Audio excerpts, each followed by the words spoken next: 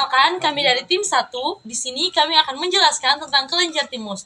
Tetapi sebelum masuk kepada pembahasannya, alangkah baiknya jika teman-teman mengenal dulu nih anggota-anggota dari tim 1. Perkenalkan, saya Teresa Juna Drupidala sebagai ketua sekaligus pemateri pertama. Pemateri kedua ada Christine Bella Vista Torsulu. Pemateri ketiga ada Alma Mayadana Putri Waleulu. Pemateri keempat ada Elvira Sarsisewa. Pemateri kelima ada Manawia Tuharita, pemateri keenam ada Zania Loilatu, dan pemateri yang ketujuh ada Juliana Watimena. Baik, jadi di sini saya akan menjelaskan tentang kelenjar timus. Kira-kira apa sih kelenjar timus itu? Jadi, kelenjar timus merupakan satu kelenjar yang terletak di belakang tulang dada atau sternum yang disebut dengan mediastinum, yakni ruang di antara paru-paru, jantung, kerongkongan, dan juga batang tenggorokan. Ukuran dari timus ini berkisar sekitar 28 gram, tetapi akan mengecil seiring berjalannya waktu karena tergantikan oleh jaringan lemak. Oke teman-teman semua, di sini saya akan menjelaskan tentang struktur daripada kelenjar timus. Nah, seperti yang telah dijelaskan sebelumnya bahwa kelenjar timus merupakan suatu kelenjar yang terdapat di dalam rongga dada, lebih tepatnya di dalam mediastinum yang diapit oleh paru-paru kanan dan juga paru-paru kiri. Nah, timus ini terbagi menjadi dua lobus yang sama besar, yaitu lobus kiri dan juga lobus kanan. Timus diselubungi oleh suatu kapsul fibrosa yang akan mengalami invaginasi ke dalam timus sehingga membentuk lobulus-lobulus.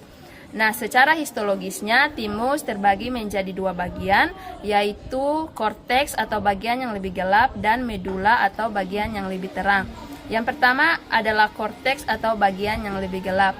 Kenapa sih sampai korteks ini memiliki penampakan yang lebih gelap? Nah, karena di dalam korteks terdapat sel limfosit yang banyak dan tersusun secara padat. Di dalam korteks juga terdapat sel epitel retikular yang akan berhubungan dengan medula. Kemudian yang kedua adalah medula. Nah, medula merupakan bagian yang lebih terang daripada korteks. Kenapa sampai begitu?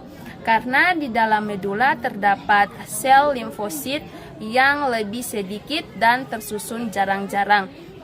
Nah, di dalam medula juga terdapat sel epitel retikular. Selain itu, di dalam medula juga terdapat hasal korpuskel atau tempat berkumpulnya sel epitel retikular yang memiliki bentuk yang konsentris. Fungsi kelenjar timus. Kelenjar timus merupakan bagian penting dari sistem getah bening atau yang disebut dengan sistem limfatik di dalam tubuh. Salah satu tugas penting kelenjar timus bagi kesehatan adalah memproduksi sel darah putih yang disebut dengan limfosit T atau sel T.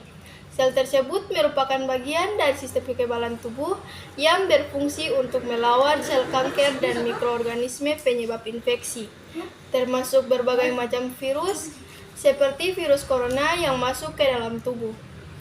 Untuk menjaga kesehatan kita, limfosit T tidak bekerja sendirian. Sel ini dibantu oleh sel darah putih lain yang disebut dengan limfosit B. Limfosit B diproduksi oleh sumsum tulang belakang di dalam tubuh.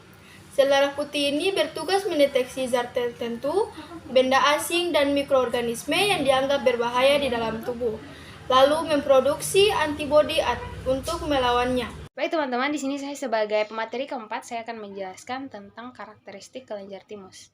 Jadi, yang pertama, teman-teman ketahui, kelenjar timus ini posisinya terletak di sepanjang rongga trakea di rongga dada bagian atas. Dan yang kedua, kelenjar timus ini membesar sewaktu pubertas dan mengecil setelah kita dewasa. Dan pada saat kita lansia, kelenjar timus ini akan tergantikan oleh jaringan lemak. Jadi, dapat kita ketahui, jadi pada saat kita mengalami masa pubertas, kelenjar ini akan membesar. Dan saat kita memasuki dewasa, kelenjar ini akan mengecil. Dan pada saat kita lansia, kelenjar ini akan tergantikan oleh jaringan lemak. Lanjut yang ketiga, kelenjar ini merupakan kelenjar penimbunan hormon somatotrof atau hormon pertumbuhan. Jadi, pada kelenjar timus ini akan menghasilkan hormon-hormon tertentu yang akan dibahas oleh materi selanjutnya. Jadi, teman-teman, berikut hormon yang dihasilkan oleh kelenjar timus. Kelenjar timus berperan memproduksi hormon yang berfungsi dalam pematangan sistem imun, mengaktifkan pertumbuhan badan dan mengurangi aktivitas kelamin. Di antaranya yaitu hormon timosin, insulin, dan melatonin. Nah, sekarang saya akan menjelaskan mengenai fungsi daripada hormon-hormon tersebut. Yang pertama adalah hormon timosin. Nah, hormon ini berfungsi untuk kekebalan tubuh atau sistem imun, di mana hormon ini akan merangsang sel limfosit untuk melawan infeksi dan juga kanker. Yang kedua, hormon insulin. Hormon insulin berfungsi mengatur penggunaan glukosa sehingga glukosa tersebut dapat diubah menjadi energi. Selain itu, hormon ini juga berperan untuk membantu pengontrol kadar gula atau glukosa dalam tubuh. Nah, yang ketiga, hormon melatonin. Hormon melatonin merupakan hormon yang diproduksi oleh kelenjar kecil yang ada di otak, di mana fungsi utama dari hormon ini adalah membantu mengatur dan memberi sinyal. Misalnya, memberi sinyal kapan waktu untuk tidur dan kapan waktu untuk terjaga.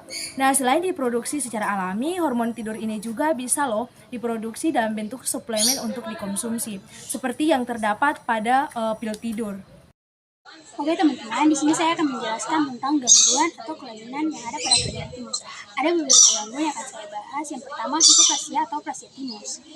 Hipoplasia kelenjar timus adalah penyakit langka yang membuat kelenjar timus tidak berkembang dengan sempurna. Penyakit ini disebabkan oleh mutasi genetik dan dikaitkan dengan kondisi lain seperti sindrom Dejors hingga infeksi HIV. Yang kedua ada hipoplasia timus. Hipoplasia timus adalah pembengkakan pada kelenjar timus maupun pada folikel limfoid di dalam kelenjar timus. Hipoplasia folikel limfoid timus sering terlihat pada penyakit autoimun seperti miastenia gravis, penyakit Graves, dan lupus. Yang ketiga ada kista timus. Kista timus adalah kista yang muncul di dalam kelenjar timus maupun berasal dari kelenjar timus. Penemuan kista sering kali tidak disengaja, akan tetapi tergolong penting karena kista bisa menjadi petunjuk adanya sel kanker. Yang terakhir ada timoma. Timoma adalah tumor yang berasal dari sel epitelium kelenjar timus. Tumor tersebut bisa bersifat jinak maupun ganas atau kanker. Ini bisa muncul mengikuti lokasi timus dalam tubuh pasien. Jadi teman-teman, untuk tetap menjaga kelenjar timus kita agar terhindar dari berbagai gangguan ataupun penyakit, yang pertama kita harus mengonsumsi makanan yang bergizi, yang kedua rutin berolahraga, yang ketiga tidak merokok, dan yang keempat rajin mengonsumsi air putih. Tetapi, jika kelenjar timus kalian telah mengalami gangguan sehingga menimbulkan penyakit, maka kalian disarankan untuk berkunjung ke rumah sakit atau puskesmas terdekat untuk memeriksakan diri dan mendapatkan penanganan lebih lanjut. Nah, sekian pembahasan mengenai kelenjar timus dari kelompok kami. Mohon maaf jika ada salah kata dan kekurangan materi yang disampaikan. Semoga video ini bisa bermanfaat bagi siapa saja yang menontonnya. Terima kasih, bye-bye.